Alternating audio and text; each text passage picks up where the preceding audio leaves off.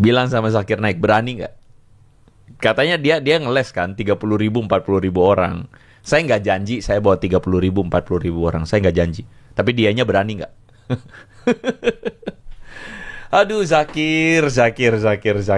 Ya cuman sampai segitu doang ya. Buat teman-teman yang memang, maaf ya, otaknya jalan, saya yakin Anda bisa mengerti poin yang ingin saya sampaikan.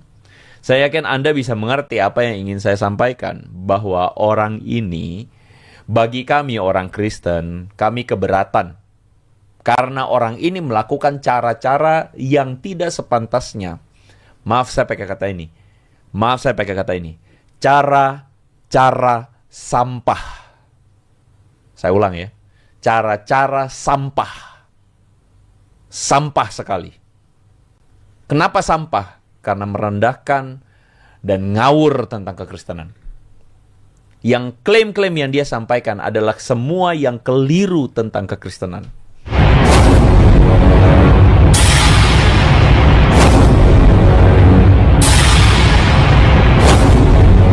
Assalamualaikum warahmatullahi wabarakatuh. Sahabat beriman, berjumpa kembali di Bintang Mu'alaf Channel. Mudah-mudahan kita semua selalu sehat walafiat di dalam lindungan Allah Subhanahu wa ta'ala. Kesempatan kali ini kembali kita akan menanggapi sebuah video dari Pendeta Andre Tunggal, yang mana di dalam videonya pendeta ini menanggapi perdebatan antara Dr. Zakir Naik dengan seorang pemuda Afrika. Dan ujung-ujungnya Andre Tunggal tidak terima dengan jawaban dari Dr. Zakir Naik, bahkan mengata-ngatai Dr. Zakir Naik adalah sampah. Hanya karena Dr. Zakir Naik berargumen memakai data dari Bible. Nah teman-teman, kita akan melihat bagaimanakah Pendeta Andre Tunggal ini kembali merajuk. Mari kita simak video selengkapnya. Les, Zakir Naik ngeles bro.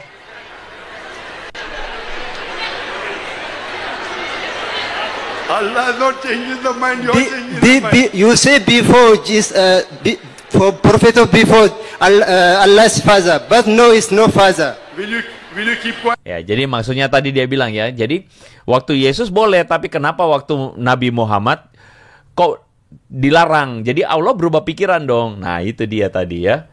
Itu poinnya dia. Will you keep quiet? You are breaking the rule. Do you understand? You are breaking the rule. You don't understand. You're not allowed to interject. This is not a debating session. Do you understand English? I think your English is poor. You have to go back to school to learn English. It's okay. It's okay. If my English is poor, but I understand you. That's not fun of me, yeah? Jesus said, I can of my own self do nothing. That means that God can do nothing. So do you? Shame on you. Shame, don't insult me. Respect. Nah, udah keluar jurusnya, hina-hina ya.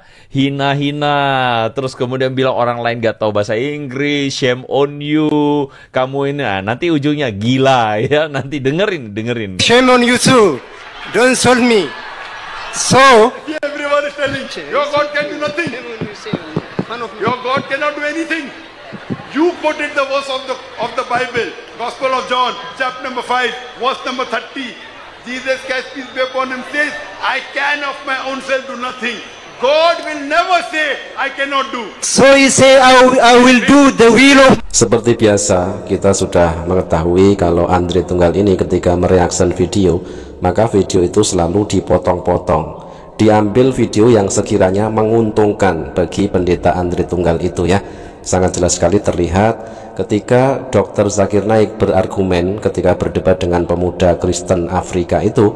Dr. Zakir Naik menampilkan sebuah ayat di dalam Yohanes 5 nomor 30, yaitu tentang pengakuan Yesus yang tidak mampu berbuat apa-apa melainkan atas kehendak Bapa yang mengutus Yesus.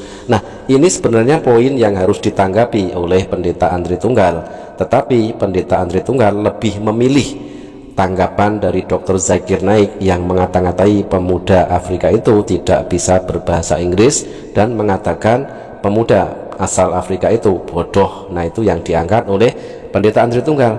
Sebetulnya inti ataupun poin yang disampaikan oleh Dr. Zakir Naik tentang Yesus tidak dapat berbuat apa-apa berdasarkan Yohanes 5 nomor 30, itulah yang menjadi poin yang seharusnya ditanggapi oleh Pendeta Andri Tunggal. Tetapi Andri Tunggal selalu lari dari topik yang dibahas. Dia hanya membahas masalah yang ecek-ecek, dicari-cari kesalahan dari Dr. Zakir Naik. Padahal kebenaran yang disampaikan oleh Dr. Zakir Naik, Andri Tunggal tidak berani untuk menanggapinya. Oke teman-teman, kita tandaskan lagi ya. Yesus yang katanya Tuhan, Yesus yang disembah oleh Pendeta Andri Tunggal itu ternyata tidak mampu berbuat apa-apa.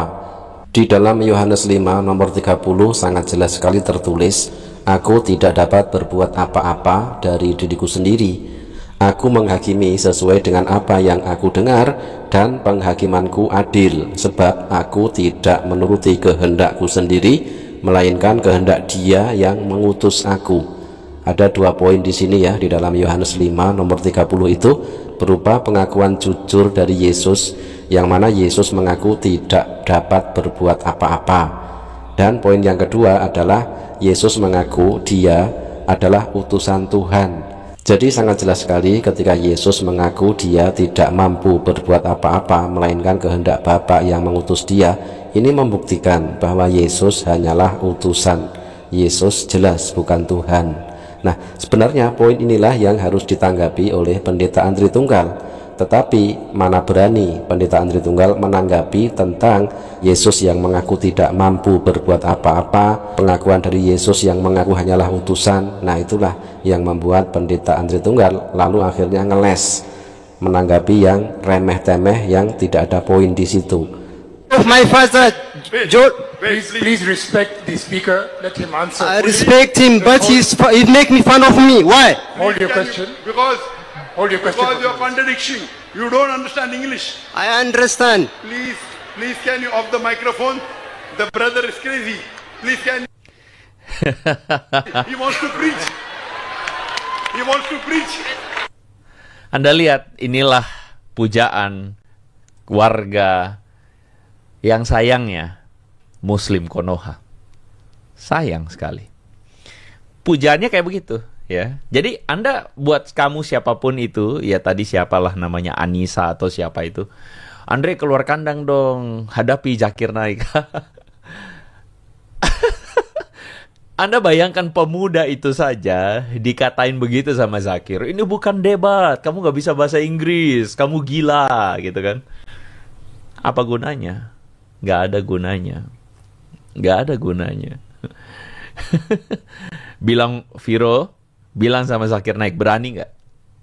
Katanya dia ngeles kan, 30.000, 40.000 orang. Saya nggak janji saya bawa 30.000, 40.000 orang. Saya nggak janji. Tapi dianya berani nggak?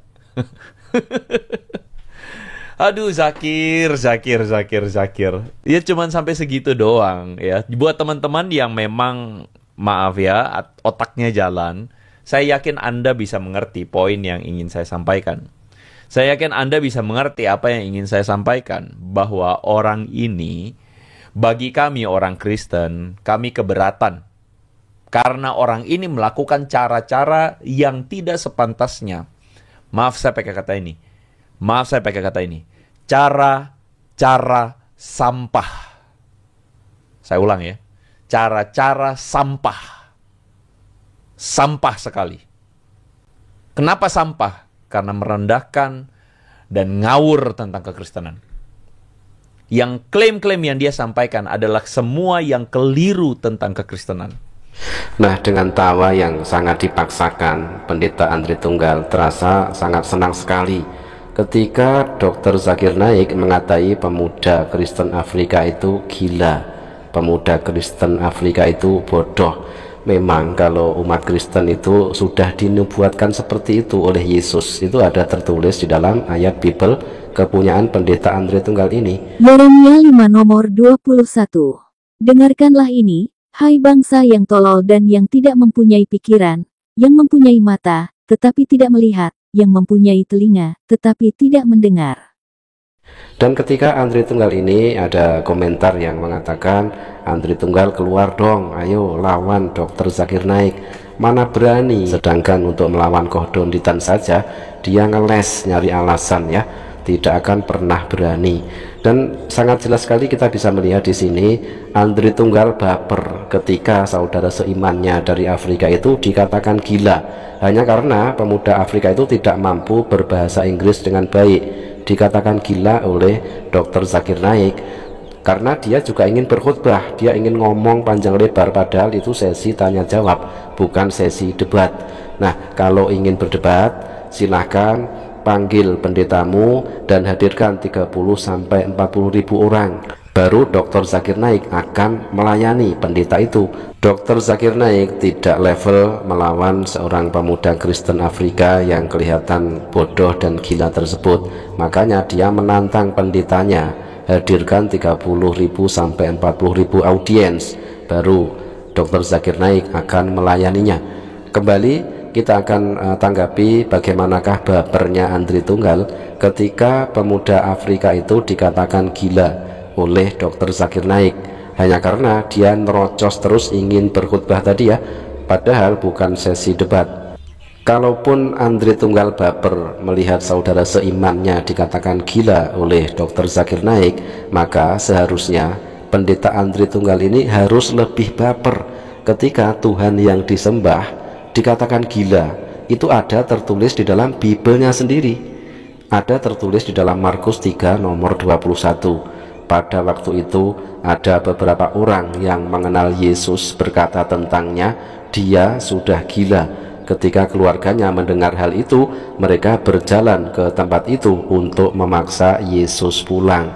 Nah, seharusnya pendeta Andri Tunggal lebih baper ketika membaca ayat ini daripada dia membela saudara seimannya yang dari Afrika yang dikatakan gila oleh Dr. Zakir Naik.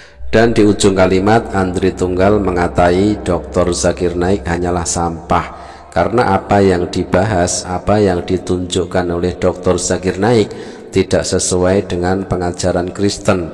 Nah, kita tepis dengan satu ayat yang tadi teman-teman ya, di dalam Yohanes 5 nomor 30. Adakah yang salah ketika ayat tersebut ditunjukkan oleh Dr. Zakir Naik bahwasanya Yesus tidak mampu berbuat apa-apa, bahwasanya Yesus mengaku hanyalah seorang utusan. Nah, adakah yang salah dengan ayat itu? Ataukah pendeta Andri Tunggal ini hanya karena dia tidak berani menanggapi statement ataupun poin yang diangkat oleh Dr. Zakir Naik, lalu dia mengatakan Dr. Zakir Naik adalah sampah? Itu sama saja Andri Tunggal mengatai ayat Bibelnya seperti itu juga.